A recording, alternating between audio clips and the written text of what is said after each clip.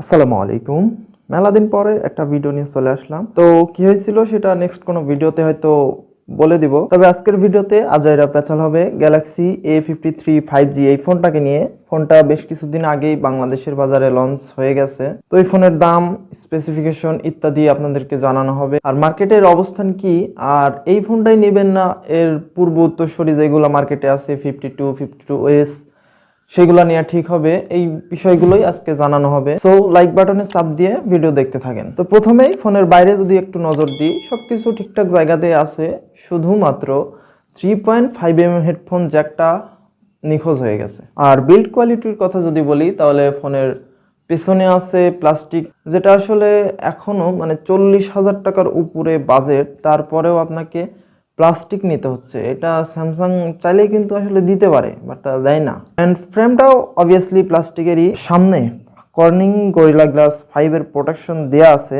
যেটা খুবই ভালো। আর কালার হিসেবে টোটাল 4টা কালারে পাওয়া যাবে, যেটা সবগুলাই হলো অসাম। আর দেশের বাজারে একটা ভেরিয়েন্টই লঞ্চ হয়, সেটা হলো 128GB। দামটা নিয়ে একটু পর ডিসকাশন হচ্ছে। আর ডিসপ্লে হিসাবে এখানে 6.5 ইঞ্চির ফুল এইচডি প্লাস একটা সুপার অ্যামোলেড ডিসপ্লে আছে, যেটা স্যামসাং এর তৈরি।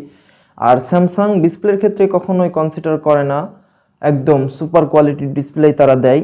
আর এখানে 120 হার্জের রিফ্রেশ রেটও তারা দিচ্ছে। আর সেই সাথে ফিঙ্গারপ্রিন্ট সেন্সরটাও আপনারা ডিসপ্লের তলাতেই পেয়ে যাবেন, যেটা মোটামুটি ঠিকঠাকই কাজ করছে রিভিউ দেখে যেটা বুঝলাম। তবে আপনারা ফোনটা কেনার আগে ফুল রিভিউ একবার অবশ্যই দেখে নেবেন। আর ক্যামেরা সেক্টরে সেটআপগুলো আগের মতোই আছে, 4টা ক্যামেরা সেটআপ। যার মেন ক্যামেরা হচ্ছে 64 মেগাপিক্সেল উইথ ওয়াইএস, আর আরেকটা আছে হলো 12 মেগাপিক্সেলের আল্ট্রা ওয়াইড লেন্স, আর 2টা 5 মেগাপিক্সেল করে ম্যাক্রো অ্যান্ড ডেপথ সেন্সর।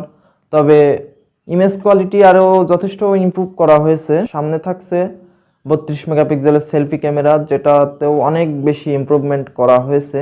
তবে প্রসেসর সেকশনে একটু ডাউনগ্রেড করা হয়েছে। তাদের A52S যেটা ছিল, সেখানে স্ন্যাপড্রাগনের 778 প্রসেসর তারা ইউজ করেছিল, যেটা ছিল 5G প্রসেসর। আর এইবার তারা তাদের নিজস্ব তৈরি Exynos 1280 এই প্রসেসরটা ইউজ করেছে। যদিও এটাও একটা 5G চিপ, তবে 778 এর ধারে কাছে এটা যায় না। অবভিয়াসলি এটা একটা ডাউনগ্রেড। তবে সফটওয়্যার হিসাবে এখানে আছে অ্যান্ড্রয়েড 12 এর সাথে One UI 4.1। আর One UI নিয়ে যদি কিছু বলি তাহলে গত 2 বছর ধরে স্যামসাং তাদের সফটওয়্যার সেকশনে অনেক ভালো একটা স্থান দখল করতে পারছে।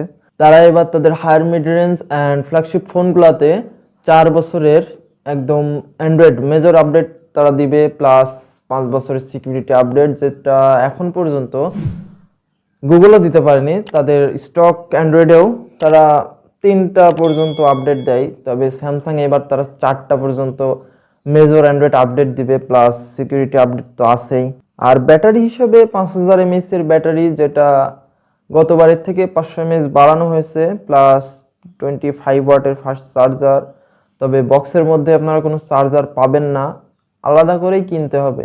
তো স্পেক তো মোটামুটি সবই বললাম। এখন দামটা নিয়ে একটু আলোচনা করি। সেটা হলো বাংলাদেশে 128GB ভ্যারিয়েন্ট লঞ্চ করা হয়েছে এবং যার দাম রাখা হয়েছে 43,999 টাকা, মানে 44,000 টাকা। আর কি কিছু বাকি আছে? হ্যাঁ, এখানে ডুয়াল স্টেরিও স্পিকার আছে, প্লাস IP67 রেটিং আছে, যেটা খুবই ভালো। সচরাচর এই বাজেট রেঞ্জে অন্যান্য কোম্পানি দিচ্ছে না। তো শেষ কথা, আপনাদের এই ফোনটা নেওয়া উচিত হবে কিনা। যদিও অনেকেই বলছে যে তাদের 52 অ্যান্ড 52S এখন মোটামুটি ভালো চয়েস এটার থেকে, কারণ এখানে কিছু ডাউনগ্রেড আছে। সেগুলো হলো এখানে 3.5mm হেডফোন জ্যাকটা নাই, সরাই দিছে। তারপরে প্রসেসর সেকশনে একটু ডাউনগ্রেডই করা হয়েছে, প্লাস বক্সের মধ্যে আপনারা কোনো চার্জার পাচ্ছেন না, যেটার জন্য এক্সট্রা টাকা খরচ করতে হবে, সেইটা সবই তো ধরতে হবে। তাহলে টোটালি ফোনের দাম চলে আসছে কত। এই বিষয়গুলো চিন্তা করে আপনারা 52S এর দিকে যাইতে পারেন, এটা এখনো পর্যন্ত গুড চয়েস। তো এই ছিল গ্যালাক্সি A53 5G এই ফোনের স্পেক রিভিউ। আপনারা ফোন কেনার আগে অবশ্যই একটা হ্যান্ডস অন রিভিউ দেখে নেবেন, প্লাস আরও যে কম্পারেটিভ ভিডিও আছে সেগুলো দেখে নেবেন, তাহলে পূর্ণাঙ্গ ধারণা পেয়ে যাবেন। তো আজকের ভিডিও এতটুকুই।